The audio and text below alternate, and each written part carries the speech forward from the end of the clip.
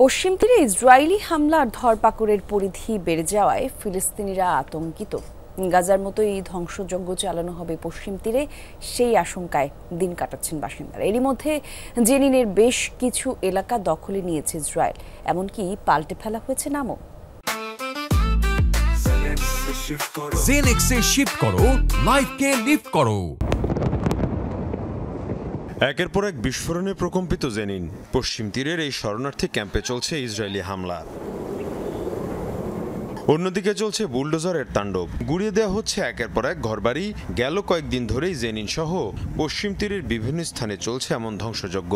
স্থানীয়দের শঙ্কা, গাজার মতোই পরিণতি হতে পারে পশ্চিম তীরেও। ইসরায়েলিরা এসেই বলল আমাদেরকে এই এলাকা ছাড়তে হবে, কিন্তু আমরা যাব কোথায়? এই শরণার্থী শিবিরের নাম নিশানা মুছে ফেলতে চায় ইসরায়েল। তারা ফিলিস্তিনের অস্তিত্ব রাখতে চায় না। মানুষ, ঘরবাড়ি কিংবা অ্যাম্বুলেন্স সবকিছুকেই তারা টার্গেট বানিয়েছে। জেনিন শহরটিতে বসবাস প্রায় 50,000 মানুষের।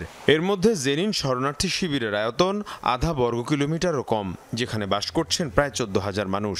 স্থানীয় কর্তৃপক্ষ বলছে এরই মধ্যে অনেক এলাকায় দখল করেছে ইসরায়েলি বাহিনী।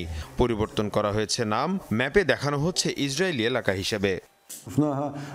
আমাদের বিভিন্ন সড়ক এবং এলাকার চিত্র পাল্টে গেছে, বদলে ফেলা হয়েছে সেগুলোর নামও। গুগল ম্যাপেও এসব এলাকার পরিবর্তিত নাম দেখানো হচ্ছে। জেনিন ক্যাম্প প্রায় 80 বছর ধরে রয়েছে এবং এটি জাতিসংঘ পরিচালনা করছে, কিন্তু ইসরায়েল এর কোনো তোয়াক্কাই করছে না। 1950-এর দশকে প্রতিষ্ঠা করা হয় জেনিন শরণার্থী শিবির। এর আগে 2002 সালে জেনিনে পুরো মাত্রায় সামরিক অভিযান চালায় ইসরায়েল। 10 দিনের ওই তাণ্ডবে প্রাণ যায় অর্ধশত ফিলিস্তিনির। মীর মুশফিকা হাসান, যমুনা নিউজ।